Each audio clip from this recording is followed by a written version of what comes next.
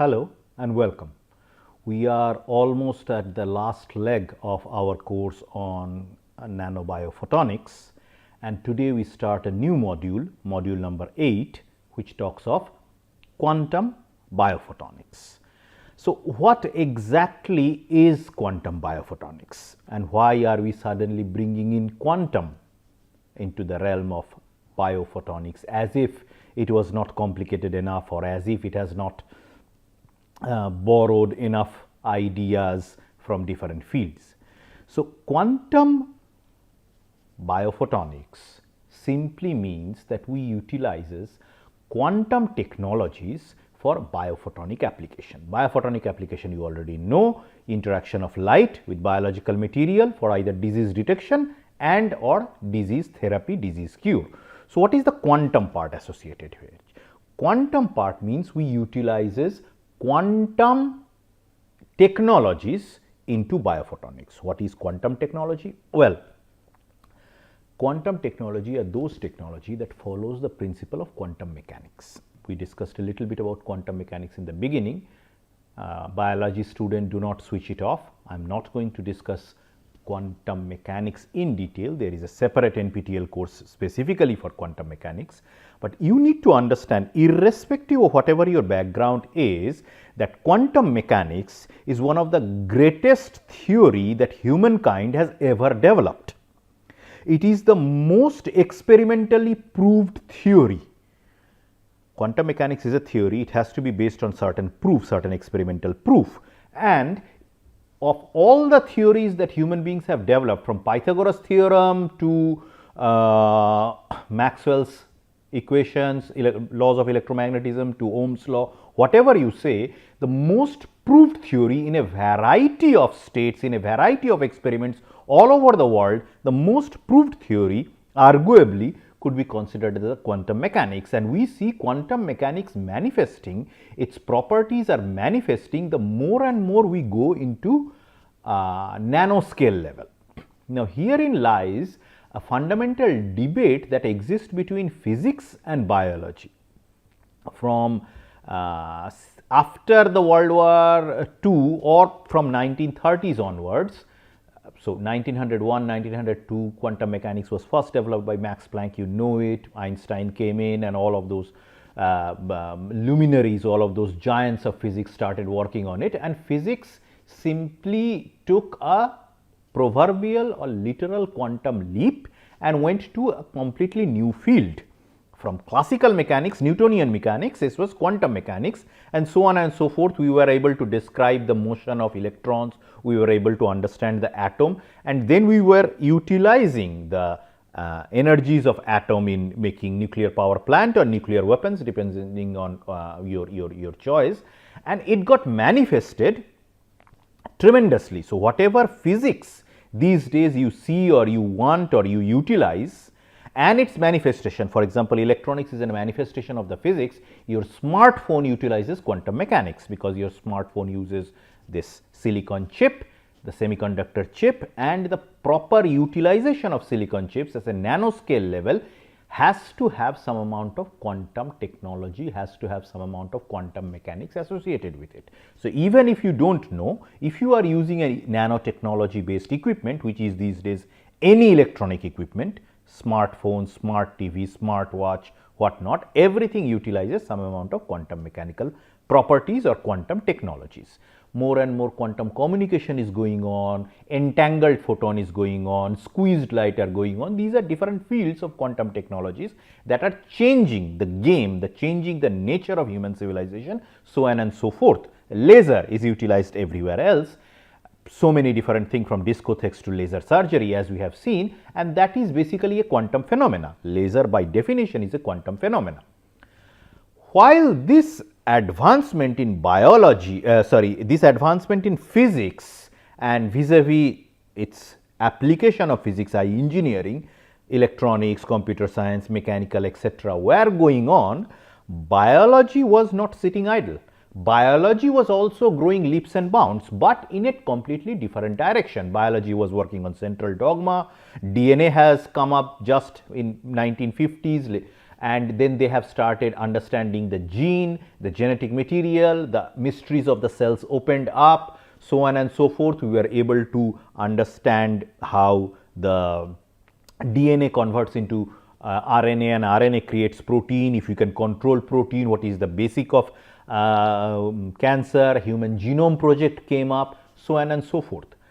But from late 90s onwards, basically the development of nanotechnology onwards, the maturity of nanotechnology rather, nanotechnology was developed in the 60s, but maturity of nanotechnology onwards, biology started observing certain phenomena at a nanoscale level, basically at a nucleic acid level, where the standard explanation given by normal biological theory, central dogma, etc., were failing, and the better explanation, not the wrong, previous explanation was wrong, but whatever the previous application was, it could be bettered using the theories of quantum mechanics.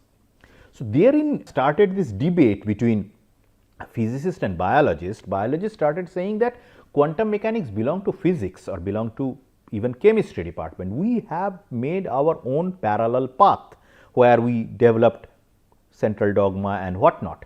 Why are we now interested to encroach, change the boundary to go into quantum mechanics, which don't even belong to us?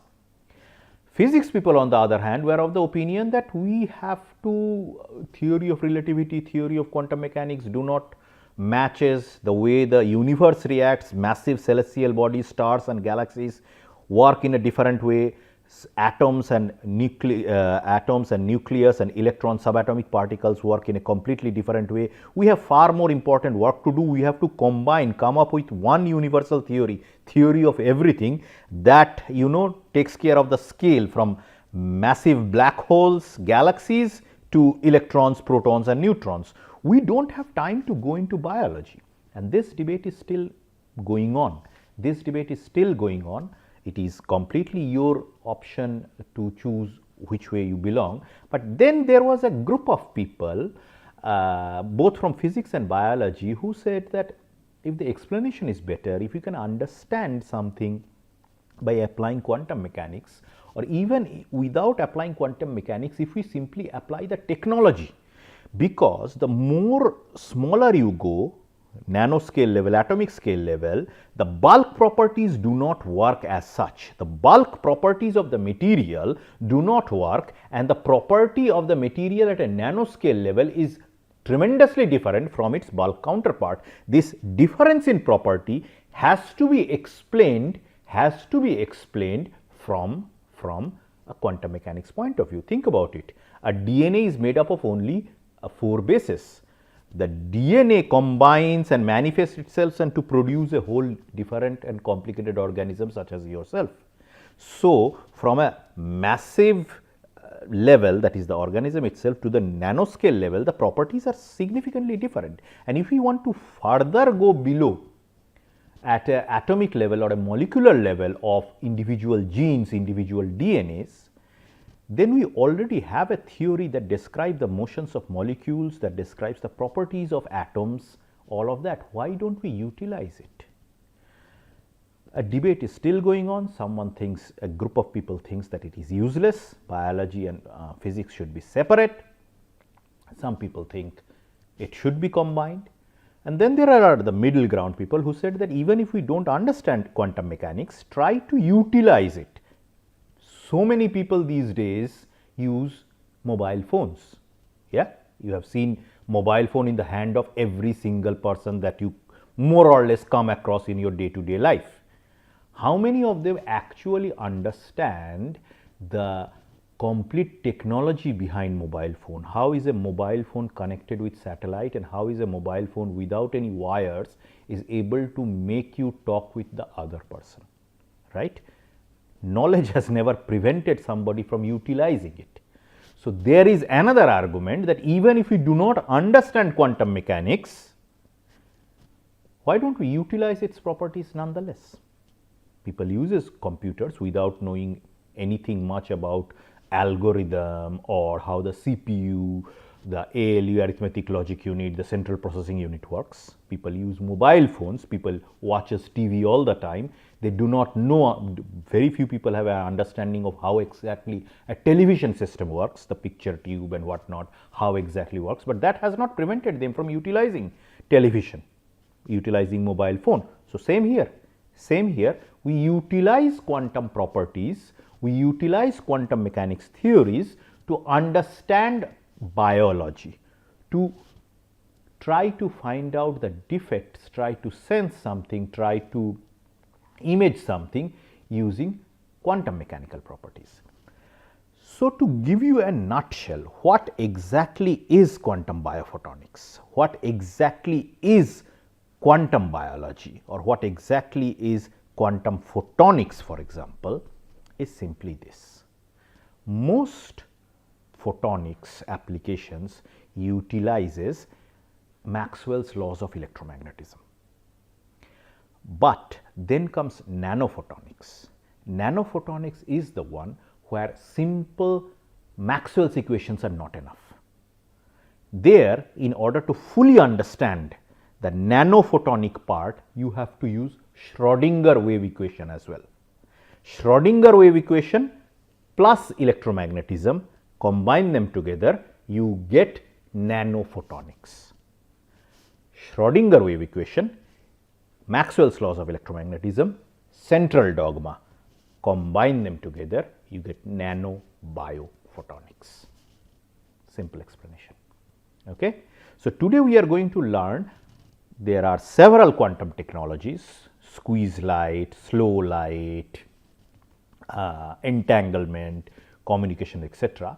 But today we will go learn something which is very close to my heart, that is metamaterials, extraordinary materials. I am biased towards it, unashamedly I am biased towards metamaterials, because my doctoral work was on metamaterials. There are so many other quantum technologies and I could have gone for all of them, but this is something that I do. So, subsequent results that you will see are all my results, my own results. So, I am biased towards it, I am allowed to have some amount of bias, I cannot be neutral all the time. I am not saying that this is the best, but this is something I know the best to all of it. So, I think that I should teach you metamaterials and its application in biophotonics. So, what are metamaterials? Metamaterials are artificially engineered materials whose electromagnetic properties are controlled, or electromagnetic properties are customized, or electromagnetic properties are those which are not available in naturally occurring material. So, welcome to today's class, lecture number 36, module 8, quantum biophotonics, where we will discuss metamaterials. So, let us try and understand what exactly metamaterials can do. The fundamental aspect of metamaterials, that it can produce an electromagnetic effect that is not available in naturally occurring material. And what is that? That is negative refraction. Light bends, you know Snell's law, when light moves from rarer medium to denser medium because of the refractive index change, light bends in a certain direction, and you all have seen this. That effect is everywhere. We have discussed refractive index in the preliminary classes. So, what exactly is negative refraction? Negative refraction is produced by metamaterial. It bends, the light bends in a different direction. Bending of light is there, but it bends in a negative direction. So, you have a glass, you put a steel spoon inside it, fill it with water. I have purposefully colored the water as blue so that it is better seen. So, light now travels from, in normal cases, air to glass to water and then comes out. Because of the change in the refractive index between air, glass and the water, the spoon, steel spoon looks bent. Actually, it is not bent, but it looks bent. Try it sometimes if you have a glass tumbler or something like that, a cup, glass cup, something like that, like this. Drop a steel spoon and fill it with water, you will see that the spoon looks bent. You can do it anytime. If we now change the glass or change the water of the material with a metamaterial, you will see that the bending of the glass is in a completely different direction, 180-degree phase shift. If the bend previously in a positive material was in this direction, the bend is now in a negative minus theta direction. So, Snell's law, sin theta 1 by sin theta 2 is equal to your refractive index. Now, it is sin minus theta 1 divided by sin theta 2. Yeah, that is the overall refractive index, giving the refractive index a negative connotation, a negative value. And this opened up the whole area of electromagnetism in a different perspective. People started looking into electromagnetism in a completely different perspective, where the refractive index of a material became negative. So, what exactly are artificially engineered materials? You know that materials have this epsilon and mu value, the electrical permittivity and magnetic permeability. I told you in previous classes. If you have forgotten, go and rewind the previous lectures where I discussed the basic of light. Again, just for the sake of argument, light has two hands, right? The strong hand and the weak hand. The strong hand is electrical hand, the weak hand is magnetic hand. If light wants to enter something, it first sees that if the right hand, strong hand can exist, can sustain itself, if the left hand can sustain itself, if the sustenance is good, it will go, otherwise it will come back. That is the basic of transmission or reflection. So, most material have either positive values of epsilon and mu, i.e. transparent or opaque. These are metals, where I told you metals have plasmonic plasmons, basically electron cloud moving at high speed, and whenever light comes, it tries to opposes it. So, when I say negative per se, I am talking about the directionality. The direction is negative. Theta minus theta. Minus theta means another direction. Negative does not simply mean something magical. Negative simply means direction. So, if this is positive, this is negative, if the same thing. So, in a vector coordinate, in a Cartesian coordinate, if this is positive, epsilon mu with considering 0, this is negative, this is still positive.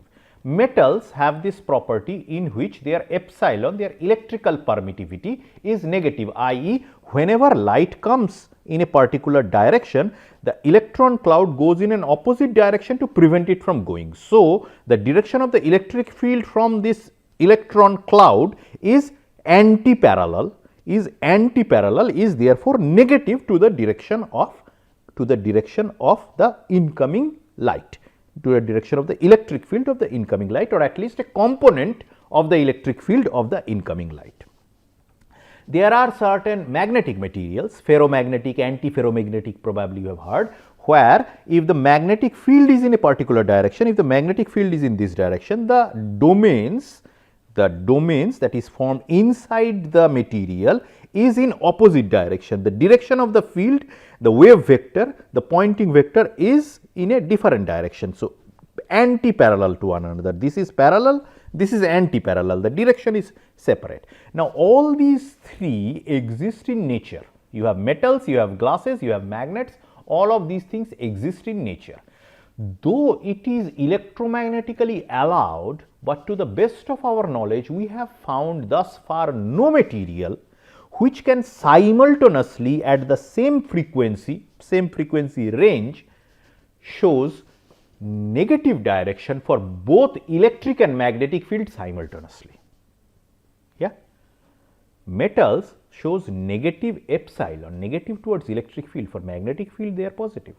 Magnets or antiferromagnets, they are negative towards the magnetic field, but they are not negative towards the electric field.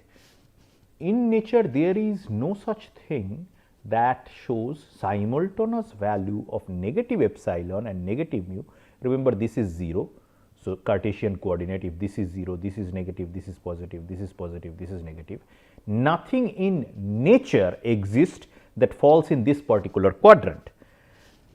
Artificially engineered metals, artificially engineered materials are those materials that are, as the name suggests, artificially engineered, and they fall in this particular category. We engineer them, we engineer them specifically to fall in this particular category to exhibit these properties of epsilon and mu simultaneously less than 0, i.e. negative, thereby making the refractive index negative. And when you have refractive index negative, you change the game in electromagnetism. You have changed the game in electromagnetism, you have changed the game in photonics. If you have changed the game in photonics, try applying Schrodinger wave equation and central dogma, you have changed the overall, the plethora of biophotonics or nanobiphotonics. So, what exactly is a metamaterial? So, in conventional material, I told you the reason refractive index exists, that light with its two hands, electric field and magnetic field, enters inside the medium. The electric field tries to couple with the constituent atoms with its oscillating charges, the electrons and the nucleus. The nucleus, or especially the electrons, have its specific arrangement. This specific arrangement allows it to be coupled in a different way when a specific electric field, external electric field with an external photon comes and reacts with it. That results in the charge carrier, the electron specifically, to oscillate. It is easier for electron to oscillate than a nucleus, but nucleus can also oscillate. The electron couples with the electric field. It can couple, not always, not necessarily, but the reason of refractive index is that the electron will couple with the photon, electromagnetic field of the photon. It will start vibrating itself, oscillating or vibrating charge carriers or charge particles produce their own electromagnetic field. That electromagnetic field, the internal electromagnetic field, will couple with the external magnetic field. The resulting is what slows down. The resulting is here is what slows down the overall movement of the electric field, overall movement of the photon through the medium, through the material. And this slowing down, the speed of slowing down is refractive index. Refractive index simply happens because of the internal electric field reacts with the external electric field. Internal electric field forms because an external electric field has tried to couple with it. That is the overall very simplified explanation of electromagnetism, refractive index, beg your pardon, refractive index. There is too much quantum mechanics associated with it. I am going to skip it because this is not a physics class, but those of you who are interested in the quantum mechanical explanation of refractive index, be my guest, send me an email. I will try to explain it to you in a more in-depth quantum mechanics. This is not the point. This is not the place to describe further quantum mechanics. We are here to apply quantum mechanics, not go further deep into it. Metamaterials, on the other hand, uses constituent units. Instead of atoms, using nanotechnology, you create individual structures, nanostructures or units that have their special properties. They are numerous in nature. They have special electromagnetic properties. Light, the electromagnetic field previously was coupling with electron. The electromagnetic field of the photon, of the incoming photon, will couple with these kinds of nanostructures, several of them, numerous of them, i.e. meta atoms, artificial atoms, meta atoms, and their size is far, A is the size of this structure, far less than the wavelength of light of what you are using. Light will get confused, light will consider these as atoms, these artificial materials as atoms, and will try to see if it can sustain its left hand or right hand, if it has negative or positive refractive index based on the characteristic feature of these units. Since you create these units,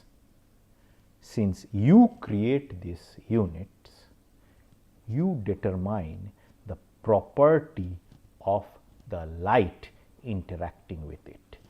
You determine the refractive index of the material. That is what metamaterials are. The refractive index is controlled by you. The refractive index is customizable. It does not matter what this material is made up of, as long as it follows a particular property, particular set of rules. These unit nanostructures replaces these atoms.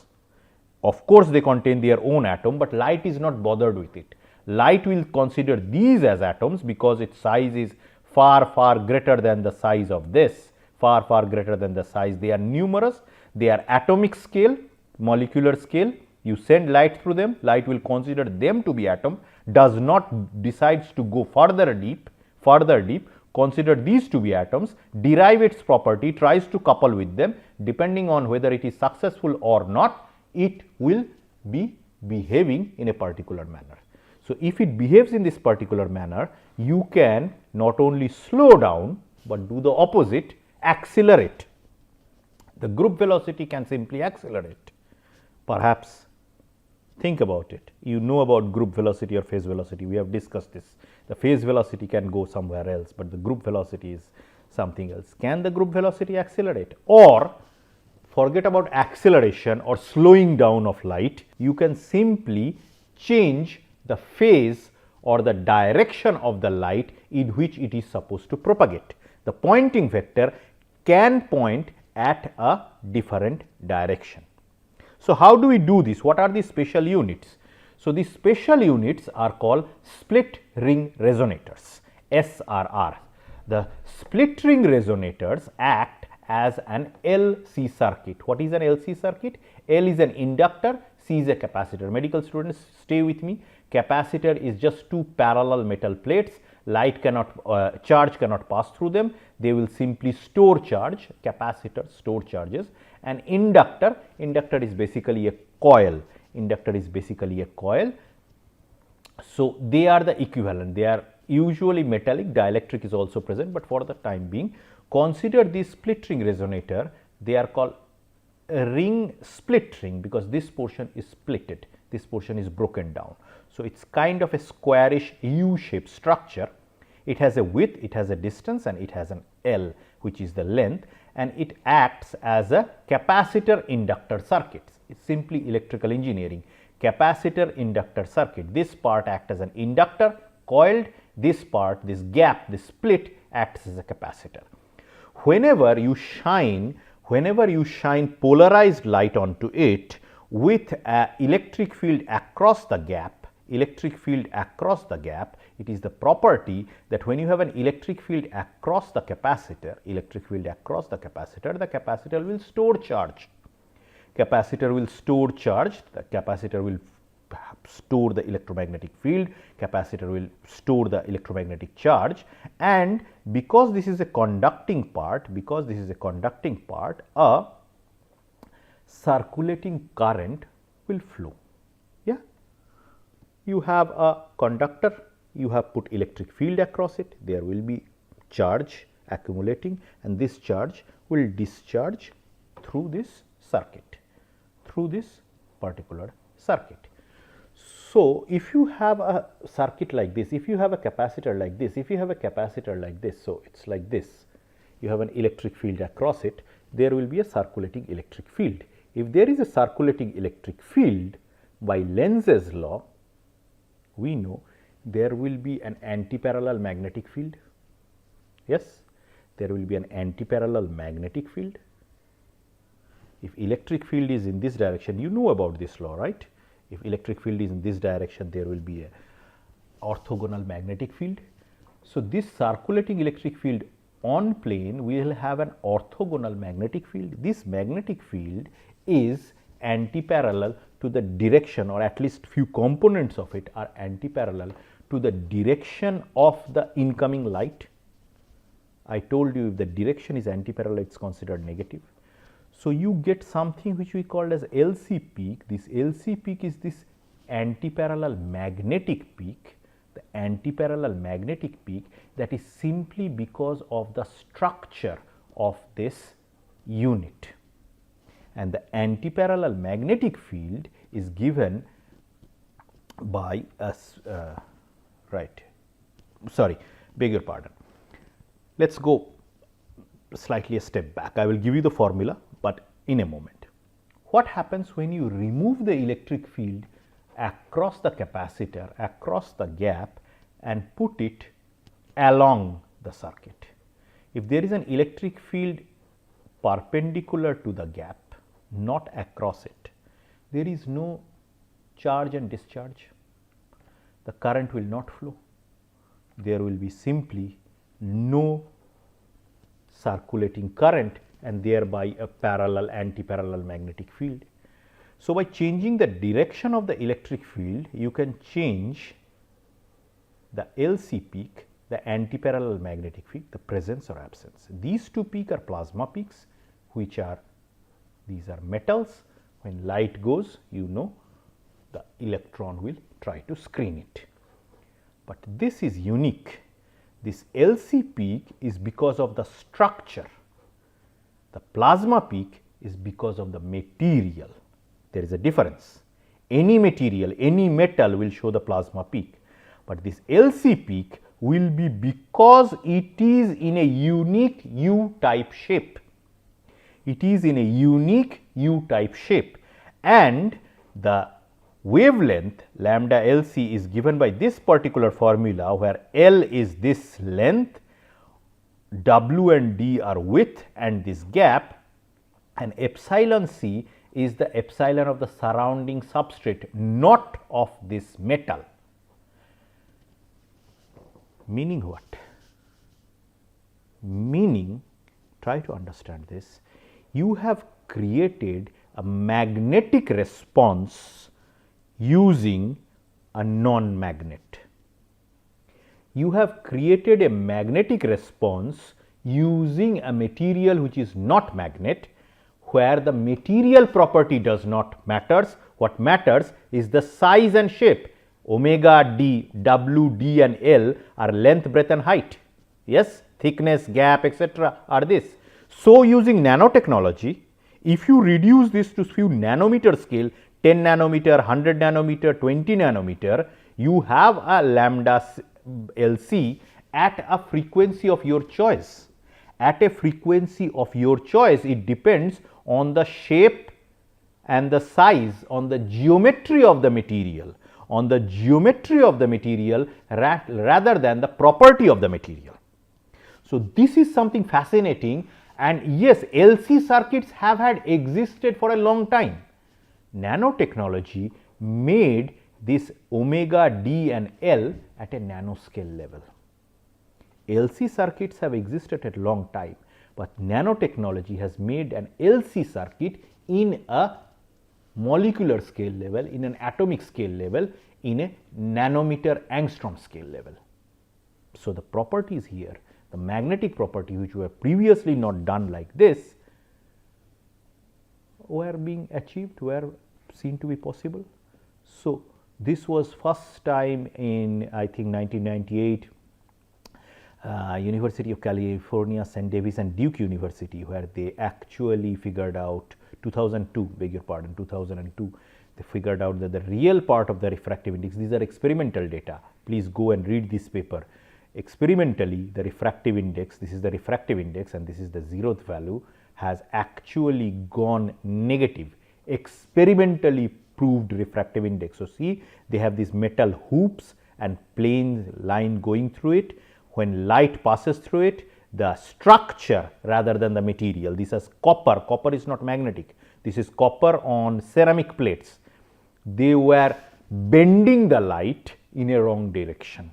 They were bending the light in a different direction. This material was trying to show. So, previously it was achieved in a frequency of gigahertz, microwave frequency, but since then we have been able to, I will show you my own work, we have been able to get it at a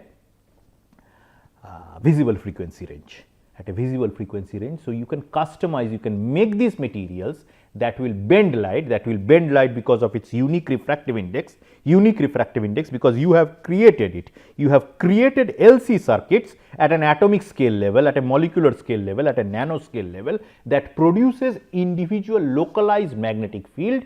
Since they are numerous and all of them are same, the magnetic field of this is equal to the magnetic field of this, is equal to the magnetic field of this, is equal to the magnetic field of this, so on and so forth, and they all combine, and you see a combine effect. You see a combined effect, just like what you see in a normal material.